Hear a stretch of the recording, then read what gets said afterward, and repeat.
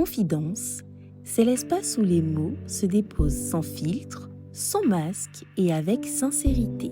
Aujourd'hui, nous abordons un sujet intime et encore trop souvent tabou. Se reconstruire après une maladie gynécologique. Pour cette première émission, j'ai la joie d'accueillir Marion Méal, une amie précieuse qui a traversé le cancer du sein avec courage. Son témoignage est un rappel fort. La féminité ne se limite pas au corps. Bienvenue dans ce nouvel épisode. Marion, merci d'avoir accepté d'être avec nous aujourd'hui. Avant de nous parler de ton parcours, est-ce que tu peux te présenter en quelques mots, nous dire qui tu es et ce que tu aimes dans la vie? Merci de m'avoir invitée, vraiment, ça me touche beaucoup. Je suis Marion Méal, 33 ans, infirmière, guerrière, surtout. Ouais, antillaise et fière, Port-Louisienne, et voilà. Ouais. Qu'est-ce que tu aimes dans la vie? Qu'est-ce qui t'anime? Alors actuellement, ce qui m'anime, c'est le sport, parce que du coup, c'est vraiment mon échappatoire. Je ne pense à rien, ça me fait vraiment du bien. D'ailleurs, un petit clin d'œil à mon coach Yael. Ce qui m'anime aussi, c'est ma foi. Qui je sais est très importante pour toi. Très importante pour moi, mais c'est la base, tu connais déjà. Christ first. Donc voilà. Ok.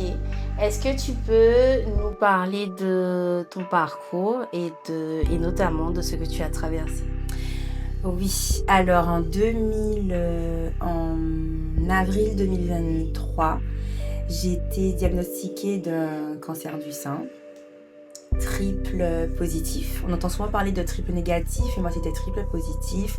Est-ce que tu peux nous dire, excuse-moi de te couper, est-ce que tu peux nous dire en fait, nous expliquer un petit peu la différence entre le triple négatif et le triple positif? Ouais, alors le triple négatif, c'est au niveau du cancer, qu'on fait la biopsie, les cellules cancéreuses ne réagissent ni à l'œstrogène, ni progestérone, et ni à une protéine qui s'appelle HER2+, qui fait que le cancer se développe encore plus vite. Sauf que moi, en triple positif, je réagissais aux 3. Ça veut dire que les hormones féminines, œstrogène, progestérone, je suis dans les plafonds, et la protéine HER2+, qui fait que les cellules cancéreuses qui de base se développent vite, là vont se développer encore plus vite. J'étais aussi dans les plafonds. Donc, cancer du sein triple positif. D'accord, donc qui évolue beaucoup plus rapidement, ouais. Et qui est, on va dire, beaucoup plus foudroyant. Agressif, d'autant plus qu'on est jeune. Donc, ça va encore plus vite qu'une personne âgée, quoi. D'accord. Donc voilà, j'ai été diagnostiquée en avril 2023. Donc par la suite, je suis partie me soigner à l'hôpital Saint-Louis, à Paris 10e. Et j'ai eu 1 an et demi de chimiothérapie à dose dense. Donc c'était très difficile. Autant il y a des personnes qui supportent bien les chimios et vraiment super. Vraiment, c'est tout ce que je souhaite. Sauf que moi, j'ai eu tous les effets secondaires, quoi. Et c'était vraiment difficile. Émotionnellement, c'était très dur. Mais heureusement que j'avais ma mère avec moi pour me soutenir. Et j'ai fini les chimios en octobre 2024. Mais j'ai eu tous les processus. J'ai eu chimio, chirurgie, radiothérapie, hormonothérapie. Comme là, je suis toujours sous hormonothérapie. Et ménopausée artificiellement pour protéger mes ovaires, parce qu'on me proposait l'hormonothérapie adaptée aux filles jeunes, aux femmes jeunes non ménopausées. On me proposait 10 ans par rapport au type de cancer que mon corps avait développé, mais je me suis dit 10 ans ce sera pas possible, donc ils m'ont dit 5 ans, mais c'est avec une hormonothérapie normalement destinée aux femmes ménopausées. Donc par rapport à ça, je dois me faire des injections intramusculaires tous les mois pour protéger mes ovaires. D'accord. Donc voilà. Donc ménopausée artificiellement, on suppose que ça veut dire que pour l'instant, tu peux pas avoir d'enfant, c'est ça? C'est ça. Pour l'instant, mon cycle il est totalement bloqué, donc je peux pas avoir d'enfant. Je suis obligée de protéger cette zone-là, en fait, par rapport au traitement que je reçois. D'accord. Et ça, comment tu le vis en tant que femme? C'était très difficile au début. Déjà, quand j'ai appris la maladie, c'était dur, parce que avec mon compagnon de l'époque, on essayait d'avoir un enfant. Donc déjà, entendre cancer du sein, chimio, tu te dis waouh. Donc déjà, tout ça, tout le projet de maternité, faut oublier. Et puis après, pendant les soins, il m'a laissée. Donc ça aussi, c'était très difficile. Donc... Ça, tu penses que... Excuse-moi de te couper, mais je rebondis sur ce que tu dis. Est-ce que tu penses que c'est quelque chose qui arrive souvent? Malheureusement, je pense que oui, ça arrive souvent. Parce que... Mais quand on prend du recul, faut même pas leur en vouloir. C'est une forme de lâcheté, c'est de la peur. Pour eux, ils entendent cancer égale mort. Donc, généralement, les hommes deviennent matures plus tard que les femmes. Je dis bien généralement parce qu'il y a des exceptions. Mais après, au vu des personnalités de chaque personne, quand on a déjà des choses à régler avec sa propre vie, on peut pas soutenir quelqu'un qui traverse des choses compliquées. C'est facile d'aller voir ailleurs, c'est facile de continuer à vivre que de rester là dans un hôpital en train de soutenir quelqu'un qui vomit, qui perd ses cheveux, qui n'est pas féminine. Mais ça maintenant tu en parles comme ça, tu le vis comme ça maintenant, mais je suppose que sur le moment, tu ne vois pas les choses. Ah non, mais sur le moment, c'est de la détresse. Parce que tu ne reçois pas d'appel, tu ne reçois pas de message. Quand tu appelles et que tu envoies des messages, tu es dans le vent. Après, tu apprends que la personne est voyage, elle est même pas en France. Et puis après, tu apprends que cette personne-là a fait un enfant aussi. Et est-ce que ça te donne... Est-ce que sur le moment, quand tu es en train de te battre, parce que toi tu es en train de te battre pour rester en vie, tu es en train de te battre pour guérir, est-ce que d'un côté ça te donne pas quand même plus de force pour y arriver? En toute confidence, on est là pour ça. On est là pour ça. Sur le coup, déjà que tu es en miettes, parce que ton image corporelle change, c'est difficile en fait. Entre-temps, on t'annonce qu'on doit te retirer un sein parce que les chimios n'ont pas fonctionné comme elles devraient. On doit te retirer la zone ganglionnaire à gauche parce que effectivement ça n'a pas fonctionné comme ça devrait. En fait, t'es en miettes et tu te sens vraiment nul, laide. Déjà le reflet dans le miroir est difficile, mais on se dit mais ah oui, en fait c'est que je vaux vraiment rien, j'en vaux pas la peine quoi. Donc sur le coup ça brise, mais après, comme ce que tu me dis, ça te donne la force parce que dans ces épreuves-là, ça t'apprend à connaître ta valeur. Et surtout, c'est dans cette épreuve-là que j'ai rencontré mon Créateur. Tu sais que je suis chrétienne. C'est dans cette épreuve-là que j'ai rencontré mon Jésus. Et quand en fait tu te rends compte qu'il n'y a que lui qui est là pour toi, tu t'accroches à lui. Il n'y a que lui qui est là pour sécher tes larmes. D'autant plus qu'à côté de ça, la santé de ma mère, elle a fait une rechute par rapport au cancer face auquel elle se battait depuis 14 ans. Donc tu te rends compte qu'au final, la personne qui est censée t'aider n'est pas là. T'as que Jésus, ton entourage, dont toi, des petits messages pour prendre des nouvelles, ça fait du bien. Mais le corps, je suis toute seule en fait avec mon corps. Oui, bien sûr. Tu vois, je suis toute seule avec mes pensées, toute seule avec mon corps. Et c'est là qu'en fait, j'ai fait ma rencontre avec mon Créateur. Et c'est là que ça m'a rendue plus forte parce que je me suis dit, je refuse d'être écrasée, je refuse d'être traitée comme un chiffon. Je refuse. Et vraiment, c'est là En fait, c'est dans le feu que l'or se purifie. Tu vois ? C'est dans le feu que l'on se purifie et c'est dans le feu que j'ai appris ma valeur. Et c'est là que je me suis dit, il est hors de question que j'accepte ça. Et puis tu sais, si c'est arrivé, c'est parce que j'ai aussi laissé la porte ouverte. J'ai aussi ma part de responsabilité. Donc, oui, je connais ma valeur maintenant. Après, et ça rend plus fort. C'est difficile, alors moi qui suis ton amie, c'est difficile de t'entendre dire que c'est aussi de ta faute et que tu as aussi des responsabilités. Pourquoi ? Parce que moi, ton cancer, je l'ai un peu vécu aussi avec toi. C'est vrai qu'on n'était pas à ce moment-là proches physiquement parce que toi, tu étais en métropole, moi, j'étais en Guadeloupe. Derrière, c'était pas facile de savoir au téléphone. Parce que je supportais pas les écrans traitement, tu supportais pas les écrans, tu supportais pas les ondes et tout. C'est vrai que je t'ai envoyé beaucoup de messages qui sont restés sans réponse, mais à un moment donné, je comprends. Et je me dis, moi, je fais mon rôle d'amie, je t'envoie les ondes positives, je prends de tes nouvelles, et même si en retour, j'ai pas de retour, Je t'en veux pas pour ça parce que tu es déjà en train de te battre, tu es déjà dans un combat et je pense qu'à ce moment-là, en face, on doit juste être là pour toi et t'envoyer tout ce qu'on a à t'envoyer. Et l'essentiel, c'est que tu le reçoives. Ouais. On n'attend pas forcément de... Et je l'ai réponse. reçu. Franchement, je l'ai reçu parce que c'est maman qui lisait. En fait, je disais, maman, il n'y a pas... J'ai pas reçu de message. De temps en temps, elle regardait. Des fois, elle regardait pas. Parce que des fois, j'ai tellement de messages que ça s'accumulait, quoi. Je supportais pas les écrans, je supportais pas la télé, je supportais pas, en fait. Ça me rendait malade. Ça me faisait vomir. Tu vois, un mal de mer, en pire. Ouais, un mal de mer constant, sans la mer. Ouais, voilà, totalement. Ok. Du coup, je vais revenir sur ce que tu as dit tout à l'heure quand tu as parlé du fait d'avoir l'ablation de ton sein. Mhm. Comment tu l'as vécu, cette annonce-là? Eh ben... En toute honnêteté, j'en avais tellement marre, en fait, des effets secondaires de la chimio que lorsqu'on m'a annoncé que ça fonctionnait pas comme ça devrait, qu'au niveau de mon sternum, il y a des cellules, ils comprennent pas, ça prend de l'ampleur au niveau des IRM alors que je fais des doses denses et tout. J'en avais tellement marre que j'ai dit à la chirurgienne, vous savez, si je dois le retirer, et que je vais le retirer. J'étais vraiment dans un état de fatigue physique, émotionnelle dû aux effets secondaires. Je me voyais pas refaire. En plus, quand on m'a dit que sinon je vais sûrement faire de la chimio pendant au moins 5 ans, je me suis dit, mais c'est une blague, mais ce sera pas possible. J'ai dit, franchement, docteur, s'il faut le retirer, retirez. Donc, sur le coup, ok, parce que t'en as marre, tu te dis, C'est ok, c'est une réaction à chaud.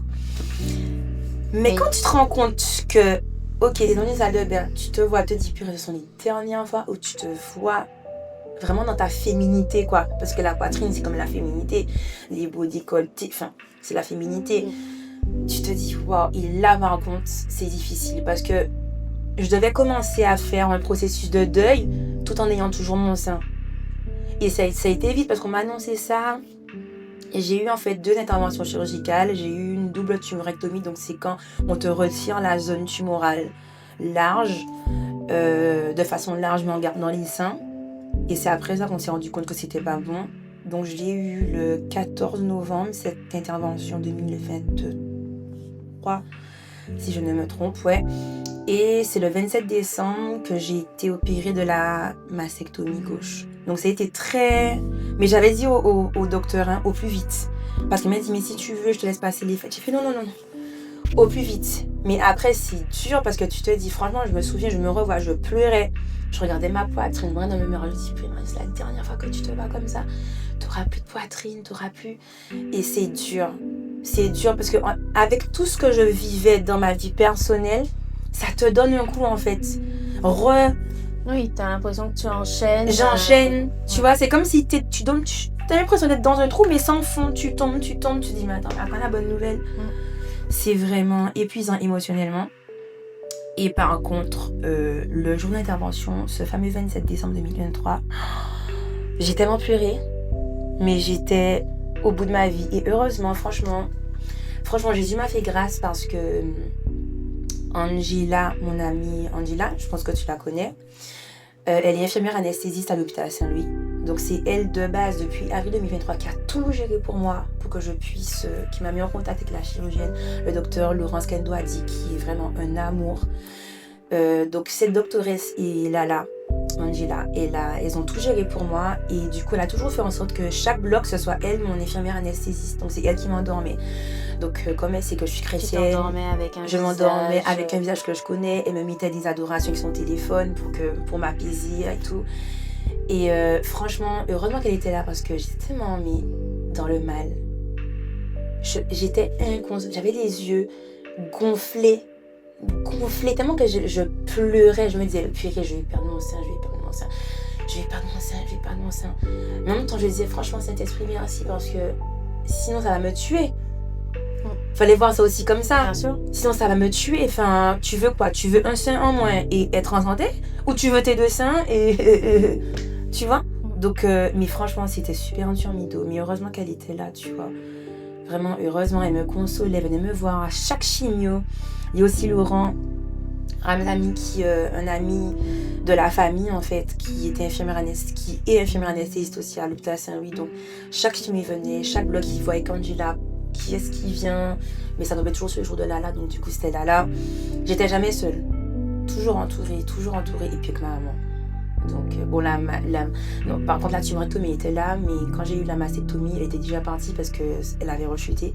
Et je lui ai pas dit tout de suite que j'ai eu la mastectomie parce que je l'avais vu pleurer plusieurs fois devant moi, disant qu'elle n'aurait pas supporté de voir sa fille avec un sein en moins.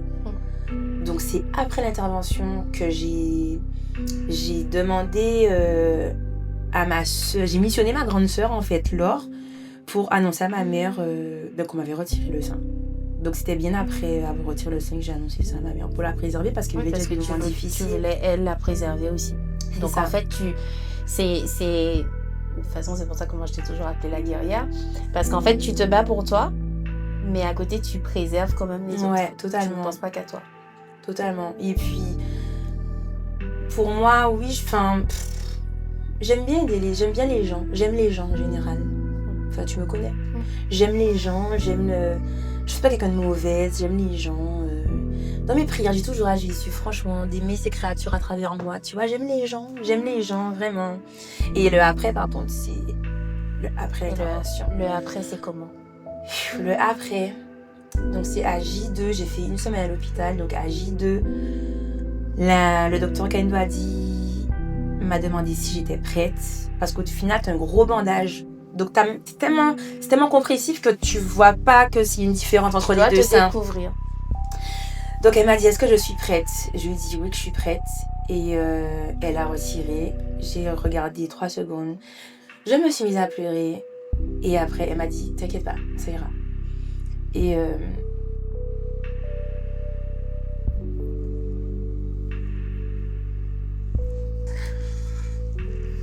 c'était un moment horrible. Parce que tu te découvres, parce que même si tu imagines, c'était horrible. Tu découvres et là tu vois vraiment. Ben c'est ça, je me suis dit purée Marion t'as un sein, ouais. Je me suis dit purée t'as un sein, Marion t'as un sein en moins, t'as un sein en moins, il faut que t'avances. Mais en fait tout de suite je me suis dit faut que t'avances. Tu vois, faut que t'avances, ça ira. Au moins maintenant t'as le sein malade. Il était malade, fallait le retirer, tu vois. Et j'arrivais pas à me regarder dans le miroir. Donc au début, j'arrivais à faire mes soins parce que avant de faire les pansements, il fallait quand même laver la zone. Donc au début, c'était un peu compliqué, mais j'arrivais rapidement. Tu vois, je passais pas longtemps, rapidement. Tu n'insistes pas parce que tu... Pas du tout. J'insistais pas, c'était vraiment chaque, tu vois, Et en fait, c'est quand je suis sortie de l'hôpital, dans le miroir, je lévitais. Je regardais pas. J'ai pris du temps à regarder le miroir. J'ai vraiment pris du temps à regarder le miroir. Et quand j'ai réussi à regarder le miroir, je pense que c'est bien plus de mois après. Hein. Vraiment, Il fallait que tu prennes le temps d'accuser les choses, ouais. De digérer la nouvelle personne que tu devenais. Totalement. Et en même temps, j'enchaînais avec la radiothérapie, tu vois. Donc... fallait en même temps que je regarde parce qu'il fallait que je fasse attention aux patchs et aux repères qu'ils avaient mis sur la zone. Donc quand je regarde au début le miroir, c'est vraiment pour juste au niveau du soin. Est-ce que ça c'est bon, ça c'est pas décollé? Mais je prenais pas vraiment mon temps de me regarder. Après quand je me regardais, j'avais des pansements. Donc je voyais pas la cicatrice, mais je regardais 1, 2 et c'était tout. Après je faisais la kiné en même temps parce que j'avais des adhérences. Donc les adhérences, pour comprendre, suite à une intervention chirurgicale comme ça, le collagène, en fait, ça te crée des fibres, en fait, ça fait des fibres de collagène et ça fait comme des genres de cordes qui fait qu'au niveau de ton bras, ton mouvement, en fait, il est vraiment limité, ça fait super mal. Donc, il faut faire de la kiné.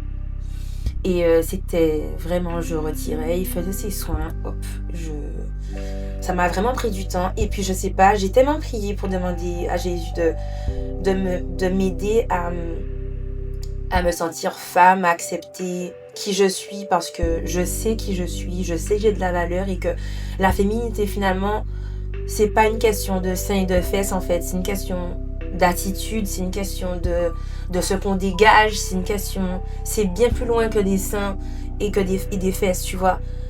La féminité, c'est vraiment... Ouais, attitude. Oui, et puis si tu t'aimes, de toute façon, tout le monde Totalement. Et apprendre à Moi, s'aimer. je peux en témoigner pour toi parce que tu es revenue quand?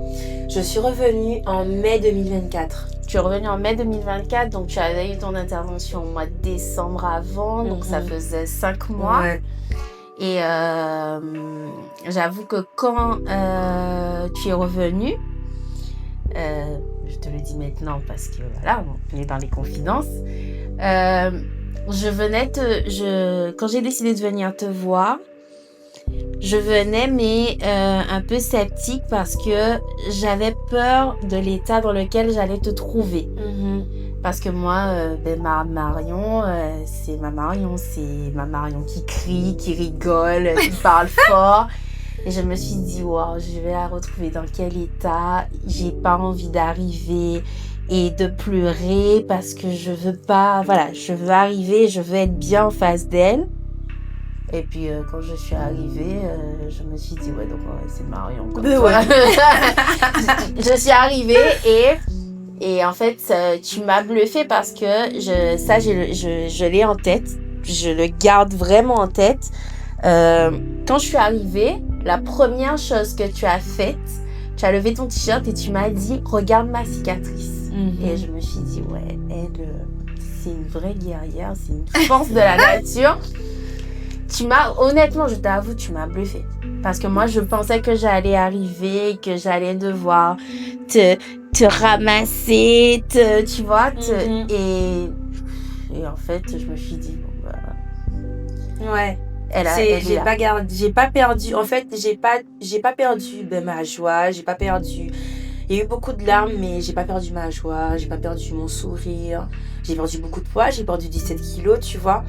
Mais là, j'ai repris 10 kilos, donc je suis contente. Mais ouais, je suis contente. Mais non, franchement, dans tout ça, j'ai jamais perdu ma joie. J'ai jamais perdu ma combativité, mon sourire. J'ai pas perdu tout ça. Franchement, je l'ai pas perdu. Mais après, vraiment, je remercie aussi mes parents qui sont plus de ce monde, mais qui nous ont vraiment transmis, tu vois, de bonnes valeurs. Le courage, la persévérance, vraiment, toujours rester à la verticale, ne pas lâcher. Et vraiment, il faut se battre en fait. La vie, c'est un combat. Il faut se battre. Et puis, ils se sont jamais plaints. Moi, mon père est décédé, j'étais jeune. Donc, j'ai pas vraiment connu. J'avais 5 ans et demi. Mais les retours, c'est toujours quelqu'un qu'on allait le voir à l'hôpital. Toujours, il se préoccupe plus des personnes qui viennent le visiter. Comme toi. Tu vois. Et maman, pareil. Maman, ça va. Oui, ça va. Et, franchement, tout le temps, oui, ça va. Quand elle se plaignait, c'est que vraiment, elle était pas bien. Mais de bonnes valeurs. Et au final, sans le vouloir, je me rends compte que... j'ai mis en pratique, quoi. Parce que c'est ce qu'ils t'ont transmis. Ouais, c'est ce qu'ils m'ont transmis. C'est ce qu'ils m'ont transmis. Et puis, l'amour, le pardon, avancer. Et surtout, connaître qui on est. Et tu vois, je rebondis sur ce que tu as dit tout à l'heure. Tu disais que peut-être que tu trouves que c'est pas forcément de ma faute par rapport à ce que j'ai vécu, par rapport à mon ancien compagnon, mais moi, la responsabilité, je trouve que j'ai eue, c'est que j'ai accepté. J'aurais dû déjà mettre... Tu vois, j'ai aussi ma part de responsabilité. Mais ça, c'est qu'on connaît pas sa valeur. On connaît pas sa valeur, on accepte beaucoup de choses. On s'accroche à ce qu'on a. Ouais. Parce que souvent, on se dévalorise. Ben oui. Et on se dit, j'essaye, je m'accroche à ce que j'ai, sauf que des fois, on vaut bien plus que ça. C'est ça. Et vraiment, moi, j'ai appris, par le feu, que j'ai appris ma valeur, qu'après une intervention gynécologique, certes, la féminité en prend un coup. Là, je pense même plus à la maternité, parce qu'en fait, je sais qu'elle est là. Avec ma foi, je sais qu'elle est là, en fait. elle sera là avec la bonne personne. Là, je pense plus à moi, ma santé, que j'avance dans mon parcours avec mon créateur. Je pense pas du tout à ça. Et tu vois, par rapport à la reconstruction, on me l'avait proposé, on m'a dit 6 à 8 mois après la radiothérapie. Quand la chirurgienne me l'avait annoncé, je m'étais dit, oh là là, 6 à 8 mois. Je vais rester autant de temps avec un seul sein. Et bien maintenant, ça m'intéresse même plus. Alors moi, je t'ai jamais vu porter ta prothèse. Non, mais c'est que, s'il te plaît, je suis allée faire une prothèse qui m'a coûté quand même 2500 € parce que c'est pas remboursé par la Sécu pour avoir vraiment une prothèse avec ma couleur, ma carnation. Parce que la Sécurité sociale propose des prothèses transparentes, mais je trouve qu'au niveau des soutiens-gorge, quand on a des décolletés, ça se fond pas en fait. Donc j'ai fait vraiment faire une prothèse, une belle prothèse, sauf que j'ai porté 2 fois. Mais c'est horrible, hein. Je me sens pas moi. C'est pas toi. Bah c'est pas moi. C'est pas moi. Pourtant ça fait joli dans le miroir. Et quand je la faisais faire, je me disais, oh là là, elle est belle la prothèse, mais là elle est dans mon armoire, je peux pas. Pourtant il y a des personnes qui me disent, oui, mais petit à petit, il faut que tu la portes pour l'accepter. Mais en fait, je leur dis, ouais, mais en fait, c'est que c'est pas moi. Quand je me regarde dans le miroir, je vois 2 seins, c'est pas moi. Mais est-ce que la porter, c'est vraiment accepter? Est-ce que c'est pas refoulé, justement? Ben, peut-être. Parce qu'au final, si tu te sens bien comme ça, c'est que tu as accepté ce que tu as traversé. Et tu acceptes la personne que tu es aujourd'hui. Tu n'essayes pas de le cacher, tu n'essayes pas de l'oublier. Ouais. Est-ce qu'en réalité, c'est pas le fait de ne pas porter ta prothèse qui est vraiment le fait d'accepter en fait ce que tu as vécu et ton parcours? Je pense parce qu'au final, quand on porte une prothèse, ça... Pas que ça cache, mais... Je trouve qu'en portant la prothèse, on ne connaît pas en fait, on voit rien. C'est comme si rien ne s'est jamais passé. Alors que quelque chose s'est passé, quoi. Après, je veux pas dire ça pour parce qu'il y a des femmes qui portent leur prothèse et qui peut-être ont accepté. Mais c'est que moi, on a beau me dire, oui, mais quand tu mets des vêtements, ça fait plus joli. Ben, ça fait peut-être plus joli, mais c'est pas moi. T'es jolie là. À aucun moment on dirait que t'es pas jolie, hein. Merci mamie de l'amour. Donc non mais vraiment pour moi c'est non.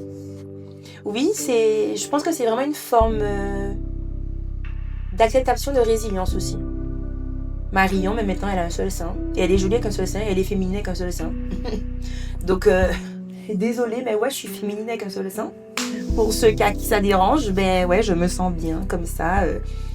Et c'est ce qu'on veut en fait. Ben ouais. On veut que tu sois bien, on veut que tu te sentes bien dans ta peau et... Ben ouais, je me trouve jolie, je me mets en maillot, ben j'ai un seul sein, je me mets, ben là j'ai une robe bustier, je me mets un seul sein. Je mets même mes robes, tu vois, qui sont décolletées dans le dos, qui sont bien plongeantes. Là, ben avant j'avais mis ma poitrine, ben là non, j'ai un seul sein. C'est comme ça. Enfin... Parfois, c'est un peu embêtant parce que effectivement, des fois, quand il y a des... Là, c'est élastane, mais quand tu as par exemple, des robes en jean où il faut vraiment la poitrine pour tenir, bon, là, ça fait un petit vent, mais c'est pas grave, je prenais plein à nourrice, je triche. Ça m'intéresse pas de porter de la prothèse, c'est pas moi. Franchement, ce n'est pas moi. Et tu sais, aussi, je me dis que malheureusement, ça touche de plus en plus de jeunes, les maladies gynécologiques, les interventions gynécologiques, et puis je me dis que ça peut peut-être aider quelqu'un qui n'accepte pas ce qui lui est arrivé, qui a du mal du moins à passer cette phase d'acceptation, de lui dire que en fait on n'est pas seul. Ça touche beaucoup plus de monde qu'on ne le pense, malheureusement. Mais c'est comme ça. Et on est jolie. Et comme on disait tout à l'heure, la féminité, c'est pas les fesses, c'est les seins, c'est bien plus. C'est une question d'attitude, une question de valeur, c'est une question d'amour de soi. Et moi, je me regarde dans le miroir et je me dis franchement, oui Marion, la parole dit que tu es une merveilleuse créature. Tu es une merveilleuse créature. Tu es une merveilleuse créature. Tu as un sein en moi, mais tu es une merveilleuse créature. Et je le dis pas pour vraiment que la parole fasse réellement en moi et que je finisse par l'accepter, c'est que je le pense vraiment. Je suis une merveilleuse créature. Je sais ce que je vaux, je connais ma valeur. Et je confirme. Merci mamie de chérie. Si tu avais un message à adresser aux jeunes femmes qui se retrouvent aujourd'hui dans la même situation que toi, parce que comme tu viens de le dire, malheureusement maintenant il y en a de plus en plus et de plus en plus tôt. ce serait quel message? Que la maladie ne nous définit pas. Et que, au-delà des douleurs,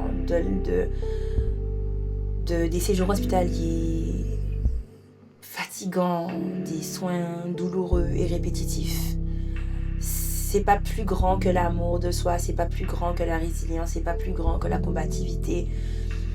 Les cicatrices, c'est pas grave, ça fait partie de notre histoire. Et en fait, c'est pas une honte, c'est notre force. Mais vraiment, la maladie ne nous définit pas. C'est un passage. Il y a des personnes, je l'entends, qui ont des chimios, malheureusement, à vie. Et ces personnes-là, aussi les patients qui sont drépano, ils ont des soins, tu vois. Et ben moi, je veux leur dire que la maladie ne nous définit pas. Hormis la maladie, hormis les soins douloureux, ben, nous sommes comme des personnes à part entière. Et que chaque cicatrice, de chaque perfusion, de chaque intervention chirurgicale, ben, c'est notre force. C'est notre force, il faut qu'on soit fiers. Ouais, ça nous permet d'avancer. Et on peut aider d'autres personnes qui sont dans le besoin, on peut aider. Et que quelle que soit l'issue, même si l'issue c'est la mort, toujours rester à la verticale. Et que parce que chaque seconde, elles sont précieuses. La vie bascule en une fraction de seconde. Quand j'ai lu le diagnostic, sur le papier, ma vie a basculé. Quand ma mère est décédée, ma vie a basculé. En une seconde, la vie bascule. Donc vraiment, l'ego, la toxicité, loin de nous. Les personnes qui ne peuvent pas se remettre en question, qui ne savent pas aimer, qui ne savent pas pardonner. Ça doit être loin de nous. Et loin de les personnes qui sont fragiles au niveau de la santé, mais même toi. Loin de nous, en fait. Ça, c'est valable pour tout le monde. Les personnes qui sont toxiques envers nous sont toxiques envers elles-mêmes. Les personnes qui... Et c'est ça qu'on doit comprendre. C'est comme ça qu'il faut avancer. Les personnes qui sont toxiques envers les autres sont toxiques envers elles-mêmes. Les personnes qui fuient les autres fuient leur propre vie. Il ne faut pas leur en vouloir. Il faut pardonner. Il faut avancer. Et la maladie ne nous définit pas. Voilà. Ce sera ça mon mot de la fin. Non, ce sera pas ton mot de la fin parce que j'ai une dernière question pour toi. Je t'ai demandé le message que tu voulais faire passer aux femmes qui vivent le même parcours que toi. Mm-hmm. Là, la question que je veux te poser, c'est quel conseil que tu aimerais donner aux proches qui soutiennent quelqu'un qui est dans la maladie? Ouais, parce que les aidants, c'est... Franchement, c'est tellement pertinent. Je te pose cette question-là à toi parce que tu as été des deux côtés. Mm-hmm. Et c'est pour ça que je veux avoir ton ressenti là-dessus parce que je pense que ton conseil fera vraiment écho aux personnes qui le vivent. Eh bien, effectivement, ayant été aidée et aidante, je dirais aux aidants, je ne sais pas si c'est un conseil, mais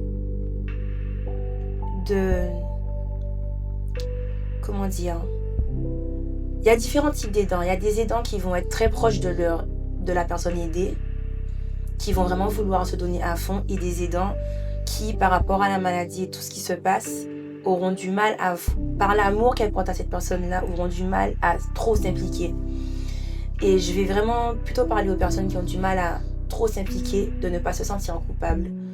Parce que chacun joue son rôle d'aidant à sa façon.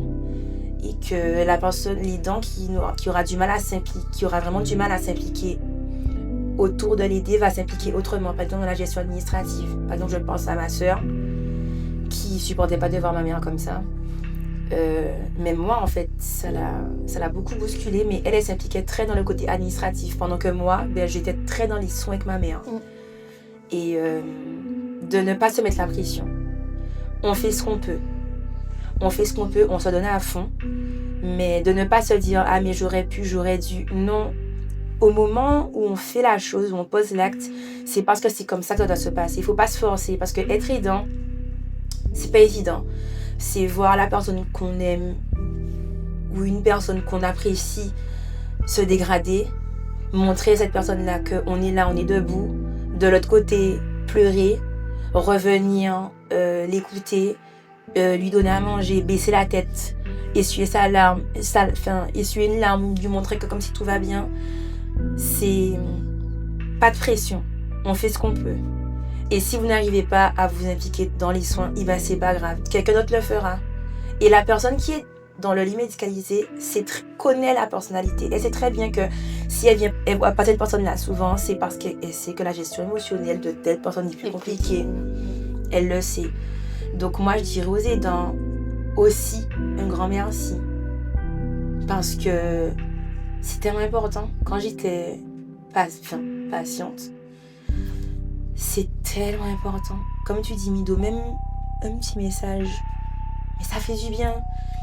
Juste des fois apporter une petite visite, ça fait du bien. Porter le sac, ça fait du bien. Remplir de dossiers médicaux, c'est lourd. Maman, tu sais combien de kilos fait mon sac actuellement? 12 kilos, ça fait ma petite valise de cabine. Je mets que mon dossier médical, tu vois. Et c'était ma mère à l'époque qui portait ça pour moi, tu vois. Pas de pression. Et vraiment, un grand merci aux aidants. Et de faire ce qu'ils peuvent. Vraiment, chaque aidant a sa place autour. C'est une sphère qui gravite autour du patient. Chaque aidant a sa place. Après, il y a des aidants des fois qui sont seuls. Il n'y a personne d'autre pour les aider. Et bien, ceux-là, vous faites ce que vous pouvez. Et c'est OK. Pas de pression. C'est difficile comme ça de gérer une personne malade dans le sens émotionnel. Et des fois, il faut toujours avoir un petit œil sur les soins pour que tout se... Je pense que ce qu'il faut surtout retenir, c'est que même si on ne peut pas tout faire, ou en tout cas même si on ne fait pas tout ce qu'on aurait aimé faire, je pense que l'essentiel, c'est déjà d'être là. Totalement. Juste la présence. Déjà d'être présent, c'est déjà très bien. Je pense que le patient, il en a besoin. Totalement. Juste la présence. Il en a besoin. Il en a besoin. Franchement, il en a besoin. L'amour. L'amour. Les gens ne comprennent pas que, et je le redis, en une fraction de seconde, ta vie bascule. Tout est éphémère en fait. On n'est que de passage. Il faut vraiment que les gens comprennent ça, que chaque seconde est précieuse. Vraiment. Et la féminité, c'est ce qu'on dégage, c'est notre attitude, Ouais. Et merci à Jésus. Voilà. Et merci à toi. Et merci à toi. Merci à toi pour ton témoignage. Merci à toi pour cette leçon de vie que tu nous as donnée aujourd'hui. Et on espère qu'on te reverra bientôt dans des... Non, mais oui, bien sûr, il faut proclamer. La parole dit qu'il faut proclamer, il faut le croire. Et je le crois. Chaque chose en son temps, step by step. Mais ça, c'est déjà là. Merci. De rien.